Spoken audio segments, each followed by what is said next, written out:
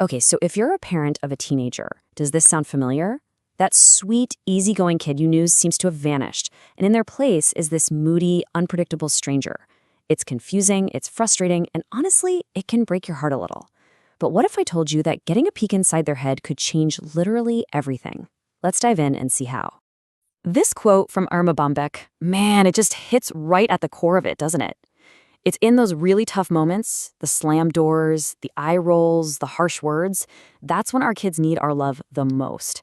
Let's just keep this idea in our back pocket as we go, because it's a powerful anchor.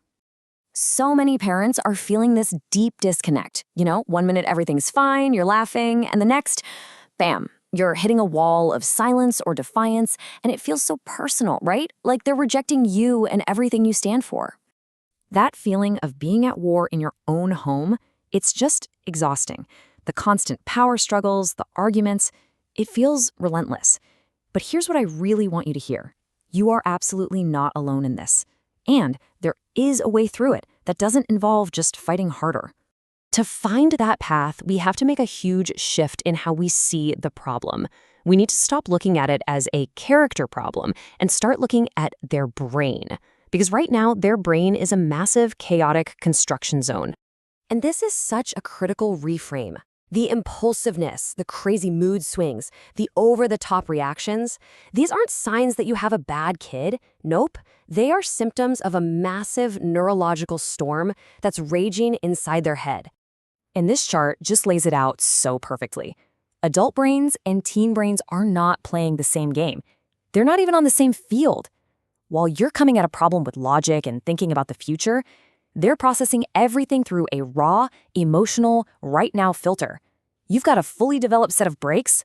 They've just got a gas pedal that's floored. Okay, so this part of the brain, the prefrontal cortex, think of it as the brain's CEO. It's the part in charge of impulse control, planning, good judgment. But here's the catch, and it's a big one. It's not fully built until they're around 25.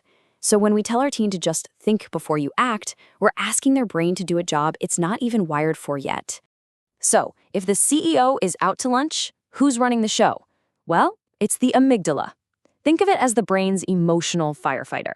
And in teens, it is super duper hyperactive. This is exactly why you might have a look of concern on your face, and they see pure anger. It's why a firm tone sounds like you're screaming. They aren't just being dramatic. Their brain is literally scrambling the signal. So that brain science explains the what's happening up there. But now let's talk about the why. What are the deep down developmental needs that are driving all this chaos? It really boils down to this fundamental push and pull. And here it is, the great paradox of being a teenager. They desperately need to know that you are their rock, that you are there for them, solid and secure. But at the exact same time, they are biologically programmed to push away from you, to figure out who they are on their own terms. It's totally confusing for them and for us. This is where secure attachment is everything. Your most important job right now is to be their safe home base.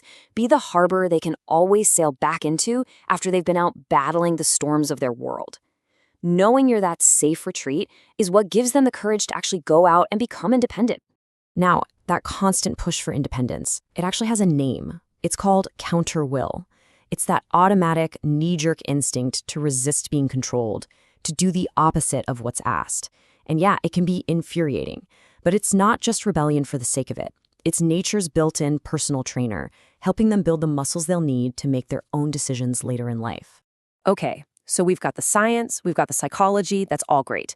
But what does it mean for you on a Tuesday night when it's 8 p.m., the homework isn't done, and the attitude is off the charts? It means we need a new toolkit. Right. This is the question that really matters. So let's get into some real practical strategies you can start using tonight to help you navigate this storm instead of just fighting against it. The first, and honestly, the most powerful thing you can do is to reframe the whole problem. You have to stop thinking, my kid is bad. And just as important, you have to stop thinking, I'm a bad parent. The problem isn't a person, it's the dynamic. And the beautiful thing about that, you can't control your teen, but you have 100% control over your part in that dynamic. And this iceberg metaphor is the perfect way to think about it. The behavior you see, the yelling, the rule breaking, that's just the tiny 10% of the iceberg that's sticking out of the water. Your job as the parent is to get curious about the giant 90% that's hidden underneath. What's the stress? What's the fear? What's the unmet need that's driving that behavior? But to see what's below the surface, you have to stay calm. And for that, there's this amazing little tool. It's called Q-tip. It stands for Quit Taking It Personally. Their outburst is about their crazy developing brain and their internal storm. It's not actually about you. Remembering that is your secret weapon for staying calm enough to respond thoughtfully instead of just reacting. So here's what that looks like in the real world. Instead of getting into a screaming match, you just calmly state what you see, set a boundary for yourself, and make a promise to come back to it. You see? You're not caving, but you're not pouring gasoline on the fire either. You're just hitting the pause button on that explosive dynamic. And when you do come back to talk later, this is your go-to tool. See, you statements always feel like an attack, but a good I statement lets you share your experience without placing blame. It's a simple formula. You describe the behavior, say how it makes you feel, state a shared value, clarify what you need, and then you show trust. It invites a conversation instead of starting another fight.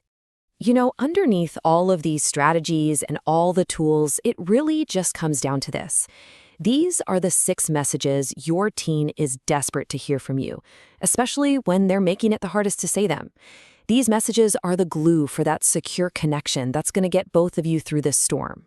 Look, none of this is easy. It takes a ton of patience, a lot of practice, and so many deep breaths. But it is so important to hold on to hope. Because they are watching you, and they need to see that you haven't given up on them or on your relationship.